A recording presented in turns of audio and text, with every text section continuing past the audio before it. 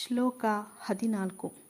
ತತಃ ಶ್ವೇತೈರ್ಹಯೈರ್ಯುಕ್ತೆ ಮಹತಿ ಸ್ಯಂದನೆ ಸ್ಥಿತೌ ಮಾಧವಃ ಪಾಂಡವಶೈವ ದಿವ್ಯೌ ಶಂಖೌ ಪ್ರದಧ್ಮತುಃ. ಇದಾದ ನಂತರ ಬಿಳಿಯ ಬಣ್ಣದ ಕುದುರೆಗಳಿಂದ ಯುಕ್ತವಾದ ಉತ್ತಮ ರಥದಲ್ಲಿ ಕುಳಿತಿದ್ದ ಭಗವಾನ್ ಶ್ರೀಕೃಷ್ಣನು ಮತ್ತು ಅರ್ಜುನನು ಕೂಡ ಅಲೌಕಿಕವಾದ ಶಂಖಗಳನ್ನು ಊದಿದರು.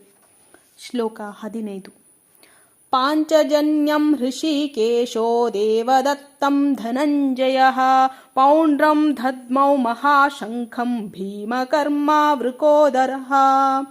ಭಗವಾನ್ ಶ್ರೀಕೃಷ್ಣನು ಪಾಂಚಜನ್ಯವೆಂಬ ಹೆಸರಿನ ಶಂಖವನ್ನು, ಅರ್ಜುನನು ದೇವದತ್ತವೆಂಬ ಹೆಸರಿನ ಶಂಖವನ್ನು ಹಾಗೂ ಭಯಾನಕ ಕರ್ಮಗಳನ್ನು ಮಾಡುವ ಭೀಮಸೇನನು ಪೌಂಡ್ರವೆಂಬ ಹೆಸರಿನ ಮಹಾಶಂಖವನ್ನು ಊದಿದರು. ಶ್ಲೋಕ 16.